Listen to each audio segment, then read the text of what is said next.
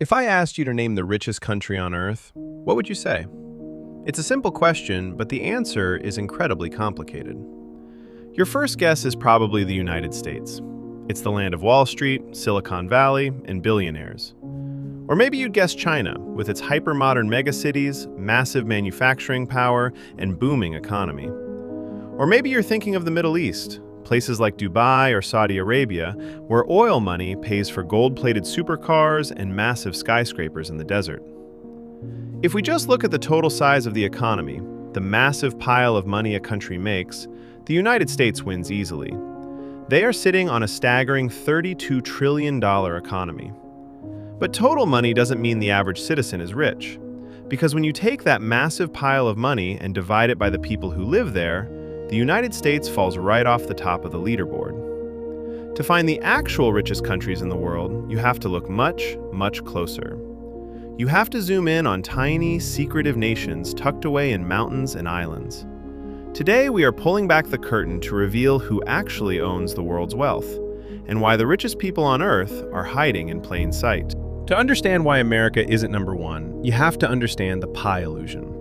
Think of a country's total wealth as a giant pie. The US pie is absolutely massive. But here's the problem. You have to slice that pie into 330 million pieces so everyone gets a share. Suddenly, that giant pie is reduced to millions of tiny crumbs. Now, let's look at a micronation. Their total economic pie is way, way smaller. It doesn't even compare to the US. But they only have to slice it up for a few 100,000 people, which means the slice that goes to the average person is absolutely gigantic. This is called GDP per capita. But economists don't just stop there. Because a dollar in New York City doesn't buy you the same amount of stuff as a dollar in rural India, they use a metric called PPP, Purchasing Power Parity. PPP adjusts the math to account for the actual cost of living. It measures how much rent, food, and daily life actually cost in that specific country.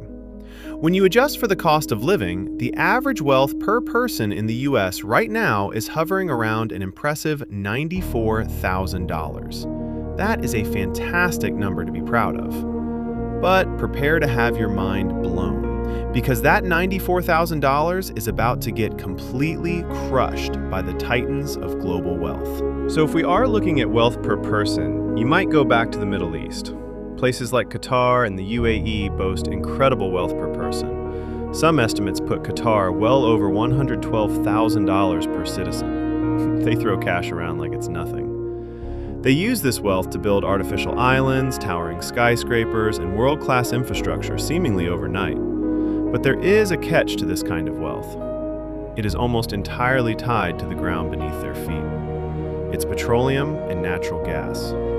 It is a massive influx of cash based on a finite resource that is being pumped out of the ground. It's not necessarily based on a structurally innovative, future-proof economy.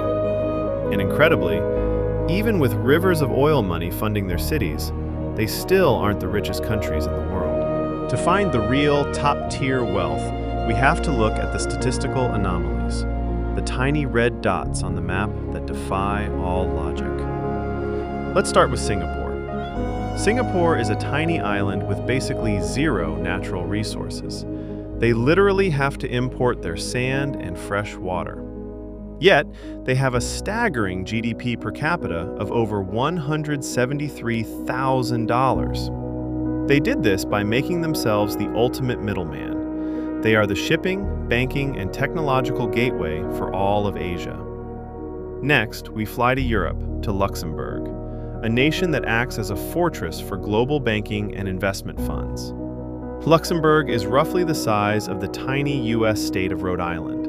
But because of their incredibly friendly tax laws and high-end financial services, their wealth per person is sitting around $156,000. But then there's Liechtenstein, a tiny nation tucked in the Alps between Switzerland and Austria, with a population of less than 40,000 people.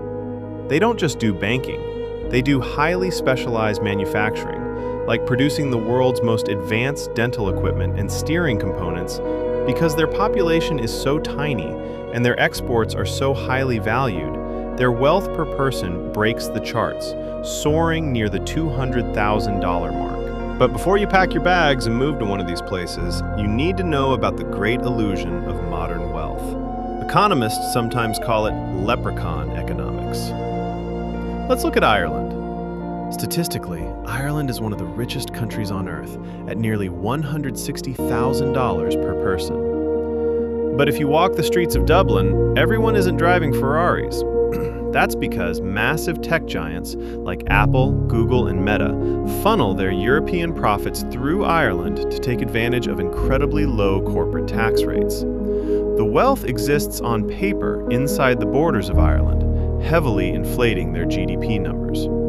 But that money belongs to multinational corporations, not the local guy on the street. It's paper wealth, not real human wealth.